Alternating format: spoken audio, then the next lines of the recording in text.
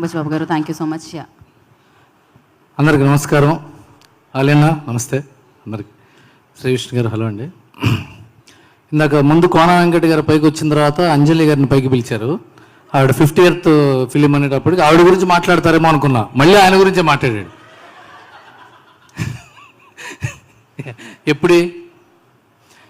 అప్పుడే అంజలి ఎంగో ఎప్పుయం కానీ తెలుగులో జర్నీ జరిగింది అది. ఆ తర్వాత సీతమ్మ ఇట్లా సినిమాల చెట్టు ఫస్ట్ ఆవిడ తెలుగులోనే లాంచ్ అయింది. ఆ సినిమా పేరు ఫోటో. ఆ సినిమా టైంలో నాకు సత్యం రాజేష్ ఒకసారి చెప్పాడు, అన్న చాలా మంచి హీరోయిన్ అవుతుంది అమ్మాయి, చాలా పెద్ద స్టార్ అవుతుంది, అమ్మాయి పేరు అంజలి అని చెప్పాడు. మీకు చెప్పలేదు, మీ గురించి చెప్పాడు. మీతో చెప్తే ఉంది, మీ గురించి చెప్పాలి. కానీ అలాగే అంజలి ఎలాంటి యాక్టర్ అంటే ఏజ్తో పాటు పాదరసంలాగా ఎఫర్ట్లెస్గా స్టేచర్ని స్టామినాని పెంచుకుంటూ మార్చుకుంటూ ముందుకు వెళ్ళగలిగే యాక్టర్స్ చాలా తక్కువ మంది ఉంటారు. దాంట్లో మన ముందున్న అలీ గారు, ఆయన వచ్చిన కాడి నుంచి ఇప్పటిదాకా అలా ఎఫర్ట్లెస్గా అన్ని క్యారెక్టర్స్లోకి ఆయన మారుతూ ఆయన అన్ని ఏజ్ల వాళ్ళతో వాళ్ళ ఏజ్ లాగా మాట్లాడుతూ మాతో కూడా కలుస్తూ మా తర్వాత వాళ్ళకి కొత్తగా వచ్చిన వాళ్ళతో కూడా ఆయన వెళ్ళిపోతారు.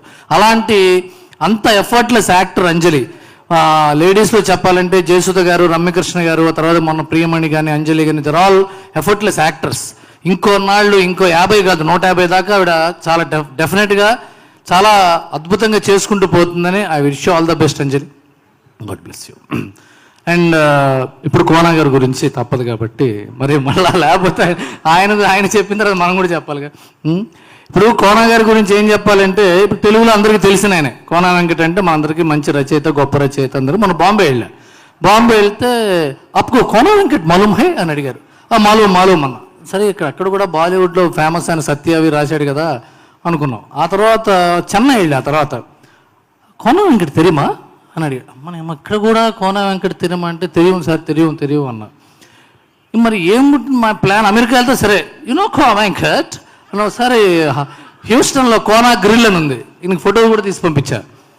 మరి అందరూ అయిపోయారు అనుకుంటా ప్రపంచంలో. చివరికి శ్మశానం కూడా ఫ్రెండ్షిప్ చేసుకుని ఆత్మలతో కూడా అల్లుకుపోయి ఆత్మీయుడు అనిపించుకుని వాళ్ళతో కూడా సినిమాలు ప్లాన్ చేస్తాడేమో అక్కడ పెట్టాడు తీసుకొచ్చి. ఎంత దయ్యాలంటే నాకు చెప్పలేదు. ఇప్పుడు మన బుచ్చిబాబు అక్కడ కూర్చున్నామంటే సమాధిలో ఎందుకు లేదు, సెట్టే అన్న, మనకి సెట్ కాదన్నా అంటున్నాడు. ఇంకా ఇంకో విషయం చెప్పాలంటే గీతాంజలి మళ్ళీ వచ్చింది సమయం సందర్భంగా గీతాంజలి సినిమా గురించి మాట్లాడుకుంటే, గీతాంజలి వచ్చి 10 ఏళ్ళు అయిపోయిందా అనిపించే అంత ఫ్రెష్గా ఉన్న సబ్జెక్ట్ అది. ఎందుకంటే శ్రీనివాసరెడ్డి